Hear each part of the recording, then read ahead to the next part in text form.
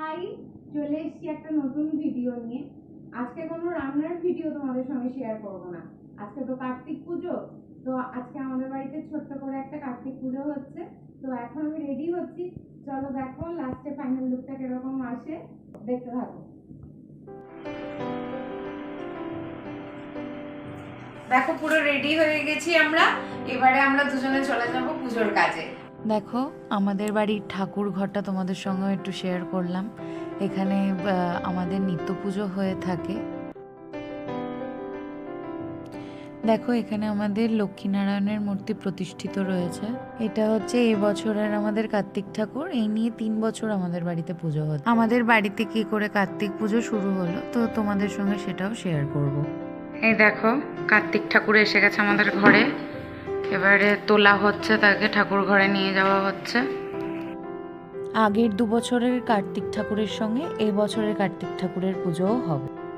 বিয়ের পর প্রথম বছর কার্তিক পুজোর দিন সকালে উঠে দেখলাম ঘরের বাইরে কার্তিক পড়ে আছে। বোধহয় তার কোনো অচেনা বা চেনা মামা বা কাকা এসে ফেলে গেছিল। আজও সেই মামা বা কাকার পরিচয় আমরা পাইনি।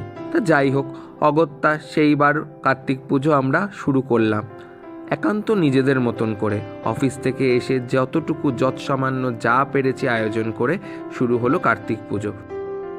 আমি কিছু করছি না গো, এখন যা করছে ওই করছে। এই দেখো সব গুছিয়ে দিচ্ছে, এরপরে ফল টল কাটাকাটি হবে, তখন আমি করব। আজ 3 বছর পরে প্রথম বছরের কথাগুলোই বেশ মনে পড়ছিল। কথায় বলে ভক্তিতেই ভগবান। তাই মন্ত্র তন্ত্র যাগ যজ্ঞ পুরোহিত কোনো কিছুর আয়োজন না করে আমরা সম্পূর্ণ নিজেদের মতন করে নিজেদের বাড়ির ছেলের মতনই আয়োজন করি এই কার্তিক পুজো। জানো তো আমাদের এই কার্তিকের চাহিদা প্রথম থেকেই ছিল না। ভিডিও দেখে অনেকেই কমেন্ট করতে পারে যে এইভাবে রীতিরীতি না মেনে কার্তিক পুজো করাটা উচিত নয়, কিন্তু আমরা প্রথম দিন থেকে ডিসাইড করে নিয়েছিলাম যে আমরা একান্ত ঘরের ছেলের মতোই কার্তিকের পুজো করব। আচ্ছা, তোমাদের কার কার বাড়িতে এরকম কার্তিক পুজো হয়েছে আমাকে অবশ্যই কমেন্ট করে জানিও কিন্তু। দেখতে দেখতে 3 বছর হয়ে গেল কার্তিক পুজোর। আচ্ছা, তোমরা কি জানো পশ্চিমবঙ্গের কাটোয়া আর বেলডাঙায় সবচেয়ে বড় কার্তিক পুজো হয়?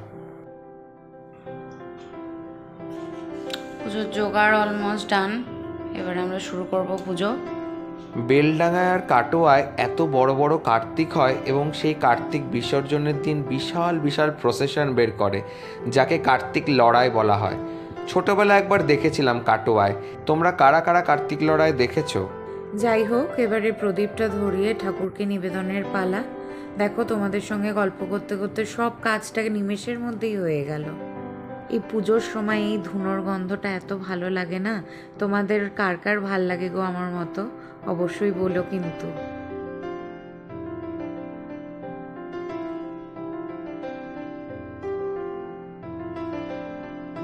যাকগে, ঠাকুরের কাছে একটাই প্রার্থনা করি, সবার ভালো হোক, সবার মঙ্গল হোক, সবাই যেন সুখে শান্তিতে থাকতে পারে, এটুকুই।